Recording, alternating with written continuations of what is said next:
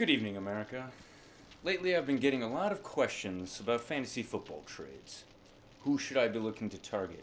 Who should I be looking to get rid of? Should I veto this lopsided trade going down in my league? Etc., etc. First off, I'd say get rid of the trade review process entirely. You should not be in a position to either veto or approve trades between other members of your league. Now, I know what you're thinking. But Game Changer, trade isn't fair. Tommy's ripping off Susie and everybody's upset about it. To which I say, boo-hoo. It's none of your goddamn business if Tommy's ripping off Susie. If Tommy is indeed ripping off Susie, I say good for Tommy. And I'd also ask, why the hell aren't you ripping off Susie? Separating a fool from their star players is a fantasy football owner's solemn duty. Besides all that, who's to say Susie's getting ripped off by Tommy? You? Other league owners? A trade is a mutual decision between two parties, and you and the other owners should butt out. If you do think collusion is a problem, which is the only reason a trade could be considered wrong, then immediate banishment of those owners is the only solution. Trust is essential to this fantasy football endeavor. So you either trust your fellow owners to carry out business as they see fit, or you remove those untrustworthy owners from the game entire. These are your only options, so don't go sticking your nose into other people's trades. Capiche? Are you ready for some football? I am the Game Changer. I'm here to change the game. And hopefully, along the way, touch a few hearts. That game, of course, fantasy football.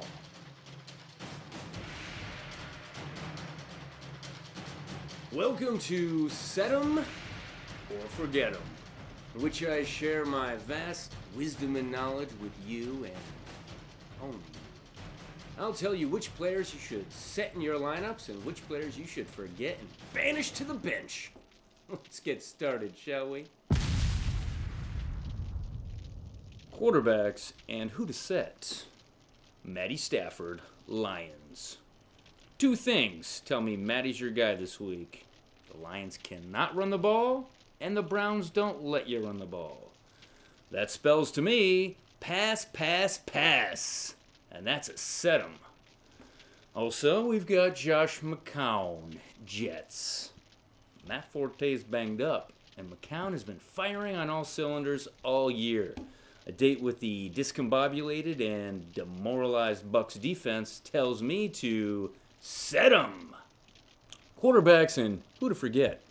Captain Kirk Cousins, Redskins. He has literally no healthy offensive linemen, and the Vikings are very good at defense. No thanks. Forget 'em. And we've got Phillip Rivers of the Chargers. He's coming off a bye, fresh as a daisy.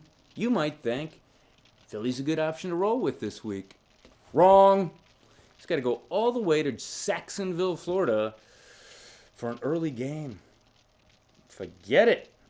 And forget him. Running backs and who to set. Alvin Kamara, Saints. The rookie runner has been stacking up the points lately, and this week I see more of the same in Buffalo, in a game in which the field conditions may not be ideal for passing the ball. So I say, set 'em. Also, we've got Christy McCaffrey, Panthers. Coming off the best game of his career, a game in which his backfield mate Jay Stu butterfingered away 2 soft fumbles. That spells run CMC time. Set 'em. Running backs and who to forget. DeMarco Murray, Titans. A couple reasons to forget DeMarco this week. He's not very good, and he's added a knee injury to his laundry list of ailments. Forget him. Also, Amir Abdullah, Lions. As mentioned before, the Lions cannot run the ball, and the Browns cannot be run on. Simple. Forget him. Wide receivers and who you should set. The Lions pass catchers. Namely Golden Tate and Marv Jones. You can't run on the Browns, but you sure can pass on them, and that means saddle up those Lions receivers. Set them. Also, Adam Thielen, Vikings. The guy's incredibly productive, and he's catching mucho balls. The fact that he runs all of his routes out of the slot will have him avoiding the Skins' Josh Norman, and that's a set 'em. Wide receivers and who you should forget. Keenan Allen, Chargers. As I said before, Saxonville, Florida is a no-fly zone. Forget him. Also, Jordy Nelson, Packers. You probably don't have a choice, but you wish you did. Brett Hundley, Bears defense. Forget him. Tight ends and who to set. Cameron Brate, Buccaneers.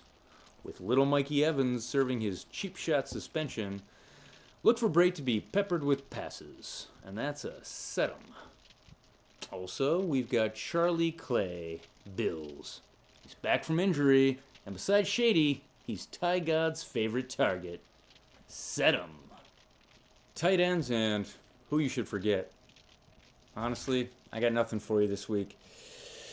With Ertz and Kelsey on buys, for tight ends, it's play 'em if you got 'em. Defenses and who you should set. Detroit Lions. The Browns are coming to town, and that means set those Lions. Also, New England Patriots. Sure, their defense isn't very good, but Brock Osweiler, way worse. Set 'em. Defenses and who to forget. New York Giants. A matchup against the 49ers should have you licking your chops. But seeing as how Big Blue has quit on McAdoo, you probably should too. Forget 'em. And Denver Broncos. A mighty defense, to be sure. But with angry Tom Brady coming to town off a bye week where his anger has only grown more powerful, no thanks. Forget 'em. Kickers and who to set. Matt Prater, Lions. Just kidding. Had you going though, didn't I? Kickers do not matter. And they never will. Well, that just about does it for this fascinating and informative edition of Set 'em or Forget 'em. Be back here next week where I'll drop some more wisdom into your hungry ears and eyes. In the meantime, remember this. I do not always eat pizza. But when I do, I choose Papa John's. And you should too. That's better ingredients, better pizza. That's Papa John's. All right, this is the Game Changer, signing off. Sayonara, suckers.